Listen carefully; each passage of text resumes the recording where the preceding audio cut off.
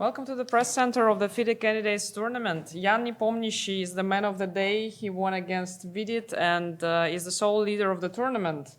Well, so far, Yan, 2 wins with white, 2 draws with black, pretty smooth sailing. So how do you feel about your tournament so far? Well, feeling good, of course. I can't recall an occasion when, I had like 2 Berlins in a row and I could manage to, get a game.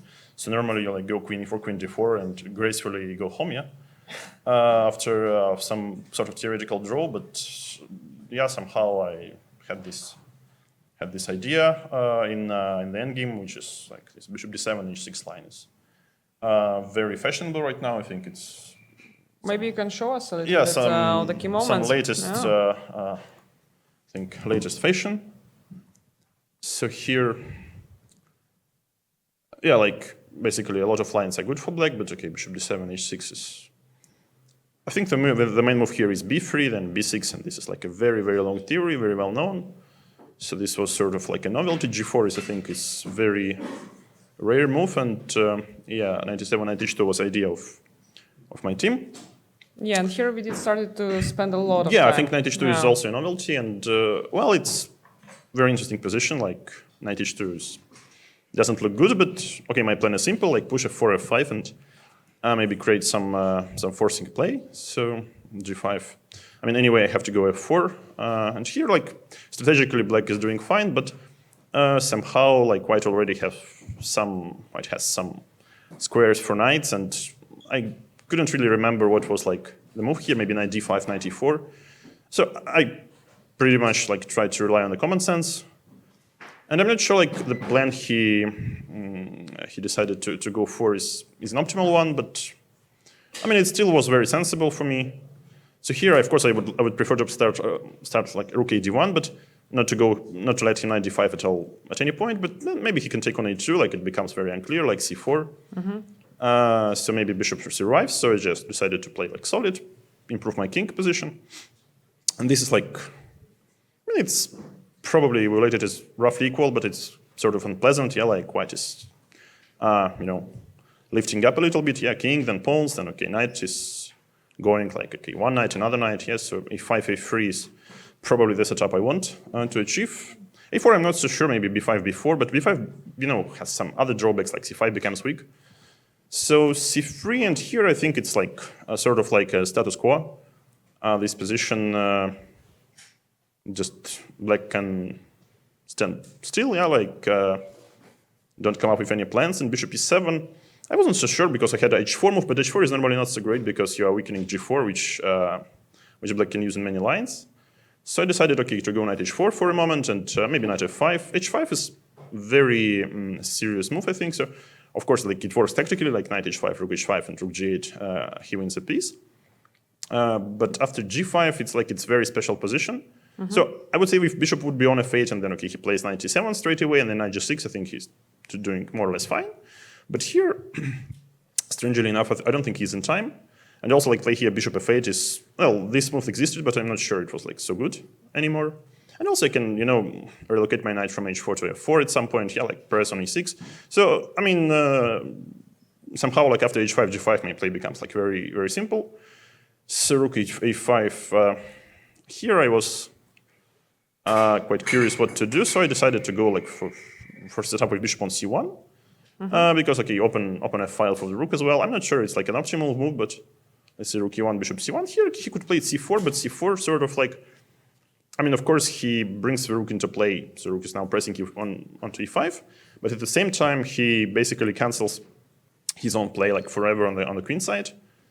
And well, he was sort of in slight time trouble already. So I would say 20 minutes for remaining moves, which is not so good in such a position. So rook b3 here, I think I went for some hasty decision, but I'm not so sure. So let's say I thought it's pretty principled. So g6, I could try to fight for some sort of tempo here or there, but also he wants to play b5, b4. Yeah, I think, and once he plays b5, b4, I mean, even if I manage to play knight e2, knight e4, knight d2, okay, knight b3, technically he takes a b3 and gets a good passed pawn. So I also have to, to hurry up. So rook b3 is of course a very responsible move, but Yeah, because he's picking his rook there, you know. Yeah, but I mean, he has like a very, very concrete plan. So here he could play h4, I think was very interesting. h4, like provoke my knight to h4, and then play b5, b4. But then, okay, I play maybe knight h4, knight f5 also. Also, I think white is pushing. So this here also I thought like, you know, rook f3 was the move, of course, and some other options. But actually, I just think I miscalculated. So I went for this forcing line. I mean, of course, here was rook d3 check also, but rook d3, I think I had something like rook e3, rook e3, bishop e3, knight e7, bishop c1. And still very unpleasant, so it was like one of some options. Maybe rook f2 also, but I thought like, all right, here I'm clearly pressing, so not a reason to worry too much. And here, this all like I calculated, and after e6 I was like sort of thinking, all right, if this is not winning, then alles. I mean, it's just as a draw, not enough. So my idea was after b5, bishop e7, and take on e7 with bishop. So my bishop comes in time to protect e3 pawn and attacks c5. Knight e5 was the move, of course, I missed. So fortunately, I still have some chances here after bishop b7, rook d1. And here maybe king c6 was inaccurate. I felt like actually bishop c6 was the move. So if king g4, he can even repeat the move once. And if here, then king c6 already is some improved version.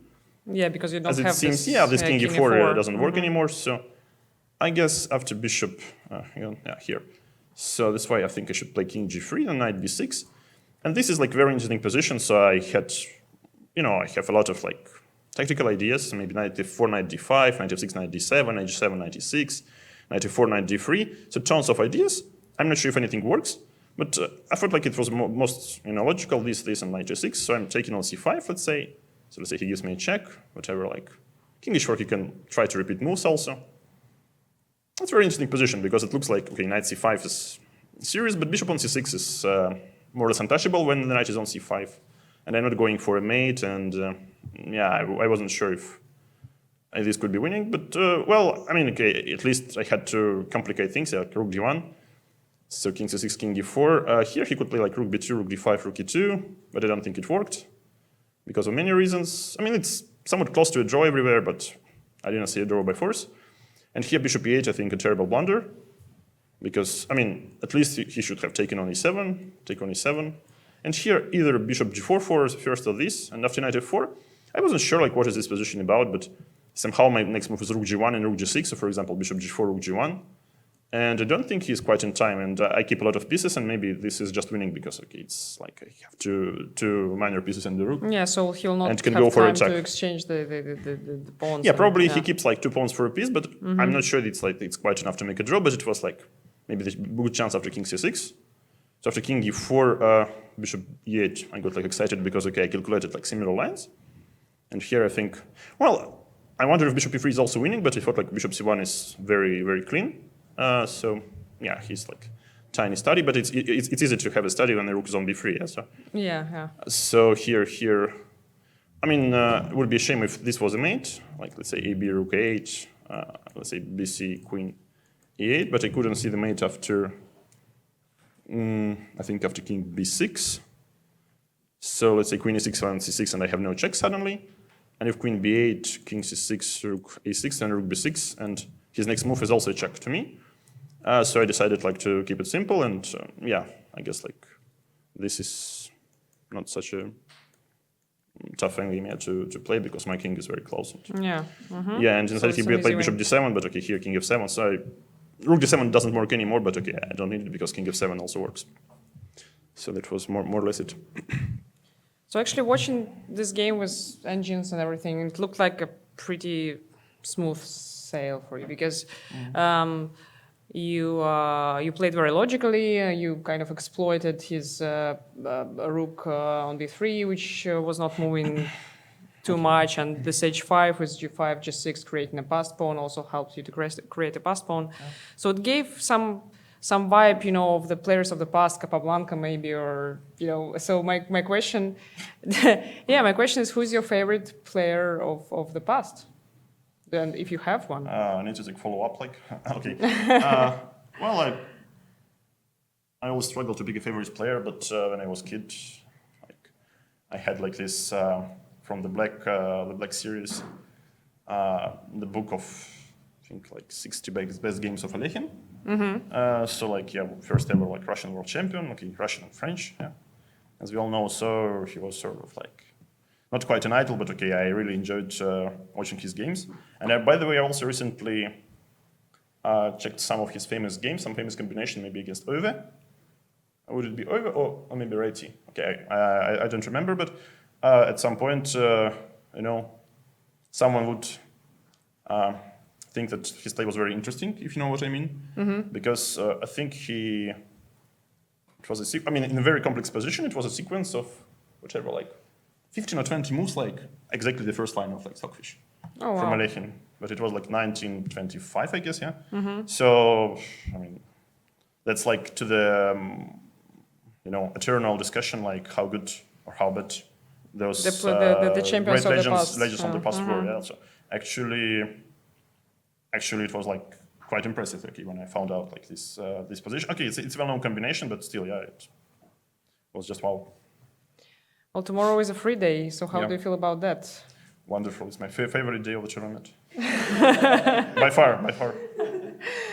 And well, you won the previous two candidates. We all know that, of course. Now you're already a leader, you know, on the path, perhaps doing the third one. I know you will say that it's too early to judge. But still, what is it about you and the candidates? What is your secret in these tournaments? There is no secret. I'm just trying to play.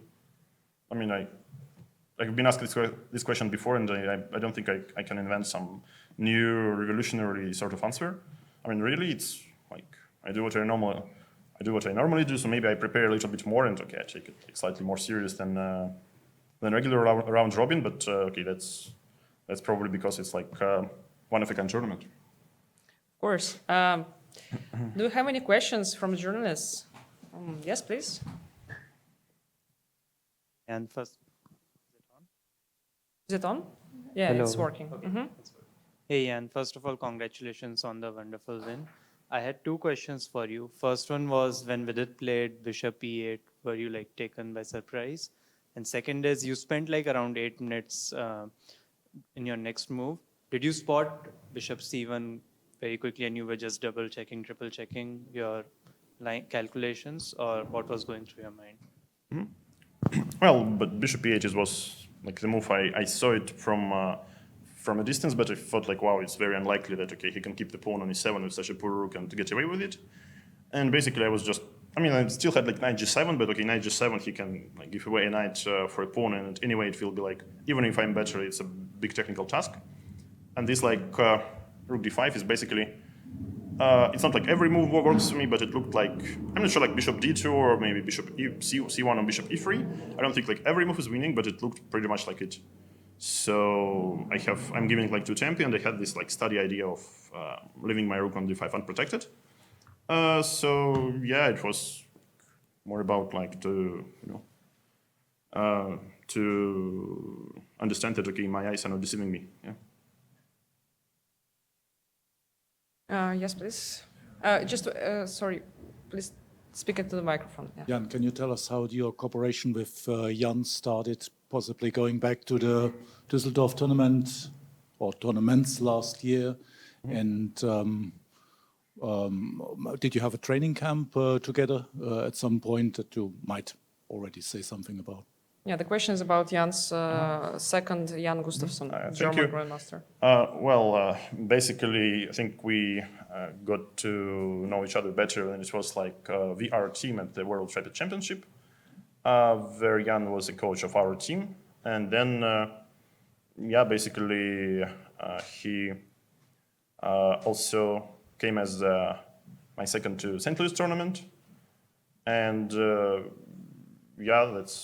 it's like our second tournament where he's like in the field, but working in the field. But at the same time, I don't think I should like disclose all the elements of the preparation. From being past the second of Magnus, that he knew your repertoire. Was this a main asset in this, and was it your initiative, or did it like the idea come up somehow jointly? Well, of course, it's well known that he was helping Magnus in, I think, 2 or maybe 3 World Championship matches. Yeah, and I think previously he also worked for Petr Leko for many years, and I think then I saw him helping Anish Giri. Yeah, so it's obviously a top-class specialist. And well, it was a bit like random idea from from my side, yeah, because I think it was like September.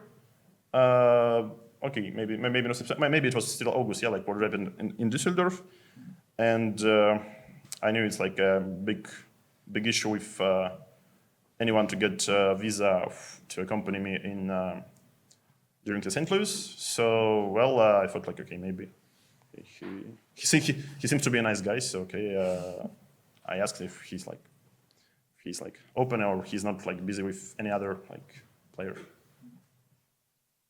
Do you have any more questions? Yes, please, but speak in the microphone. Jan, today many GMs think that D3 on move 4 is the best chance for White to try to get an advantage against the Berlin, this classical anti-Berlin. Do you think that this game proves that there's still a lot of room to grow within the old school classical Berlin where you go for these main lines? Well, thank you for the question. First of all, when you start analyzing Berlin, it's you quickly. I mean, it's sort of like a joke because okay, you can be excited with this or that move, but after every so-called new idea, there is like 10 lines of zeros, and let's say this like G4 and H2 is not an exclusion. Yeah, like also like a wide spectrum of nice options for black. But when you come like and play it at the board, it's slightly different. Yes, so even if you know it's zeros, I mean, still like. It could be sometimes tricky. Yeah, so, I mean, not much to add. Yeah, well, D3 is, like, keeps the game a little bit, maybe more, like, more pieces, quick queens on board, and okay, then you have, like, bishop C6, or you can play C3 and go into Italian structure. I mean, both exists, but, I mean, of course, Berlin is... I think like when Kramnik invented Berlin, it was sort of not improved, like reinvented, yeah. Was not approved by engines back then, but now I think Berlin is like, I think it's technically the first line of after bishop b5 on move 3. So knight f6 and okay, the rising endgame, let's say, or some other positions. I mean, if you leave some engine on a high depth, you will find out that okay, it's actually was a very nice discovery by Kramnik. Yeah. Do we have any more questions? I think we have room for one more. Please, Sagar. Jan, when you played, when Vidit played Rook A5, Rook B5, were you surprised with this maneuver? And when you played Bishop C1 back, what were you intending if he went C4? Well, it's not like I was surprised. It's, of course, I didn't, I mean, of course, it exists in many positions, yeah, like so Rook lift and okay, obviously it has a point. But it was sort of like good news for me because if he doesn't want to stand still anymore, then maybe, okay, it's like the position is not so good for him anymore as well. And well, C4 was principal, but at the same time, I mean, I could just play knight F3, I think, and H4, I just step back like king H2 maybe, or king G2, and then, okay, pawn remains weak. And then I like slowly, I think, because he's a little bit limited on his play when he plays like such a serious like move like C4, because Rook B5, I mean, it of course presses on E5, and maybe he can try to move another rook to D3, but the problem that Rook on D3 leaves H4 unprotected. I mean, it's very concrete position, like move per move.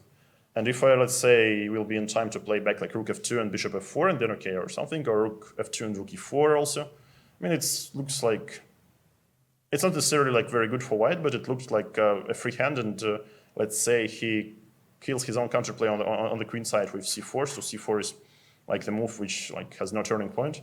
But it's in some way like what he did like Rook B3 is also like either he's in time with B5, B4, or he's just lost because okay, I basically have like 2 or 3 moves where I can